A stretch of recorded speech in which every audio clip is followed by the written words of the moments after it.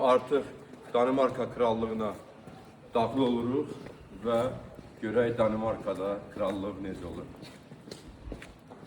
Mayvreli keçdik. Yes. Mayvreli daxil krallığın həyətinə daxil olduq. Ancaq belə bir söz var. Artıq kral ailəsindən kimlərsə evdədir. Bax görürsünüz, bayraqların olması, üzərində dalğalanması və burada dalğalanmır.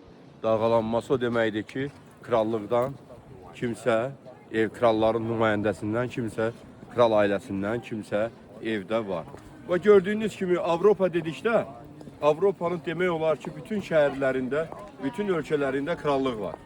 Bu krallıq Avropanın mərkəzində ən böyük krallıq elə Avropadan gəlmişdir. Ona görə bir millətin kökü varsa, əlbəttə orada krallıq da olmalıdır, orada kraliça da olmalıdır və orada öz tarixin, öz kökünü, nəslini, millətini bildirən bir funksiyada olmalıdır. Buyur, bax, kralın burada atı, ancaq kralın nümayəndəsindən işıq da yanır evdə. Kral ailəsindən kimsə evdə olmasını göstərir. Bax, bax bir dənə götür buranı. Bax, götür buranı. Buranı götür. Götür buranı. Götür, gəl, yola. Gördünüz, mən dedim də kral ailəsi var. Post dəyişməsi davam edir burada.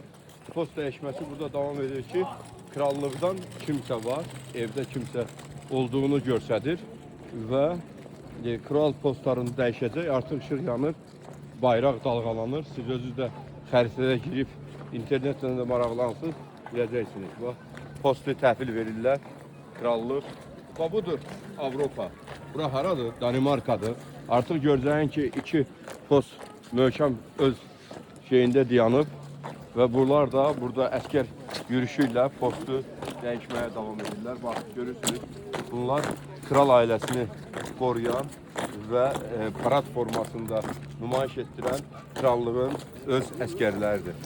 Kral olmalıdır ki, ölkə olsun. Kral olmalıdır ki, ölkənin kökü olsun. Odur. Bax, kral ailəsi də artıq evindədir. İşığın yanmasının mənası və bayrağın dalğalanması onu göstərir ki, artıq kral evindədir. Kralın nümayəndəsindən qızı, oğlu, nəvəsi, kimsə nümayəndədən biri evdədir. Ona görə bütün krallıqlara, bütün dünyada olan krallıqlara biz istəyərdik ki, Azərbaycanımızdan da, Türkiyəmizdən də böyük salamlar səslənirik. Əlbəttə, bizdə də geniş ailə kütləsi var və bizim də kökümüz, dinimiz, dilimiz də ən böyük krallıq olan Türk krallığıdır. Türk krallığı da hər zaman dünyada ən birinci,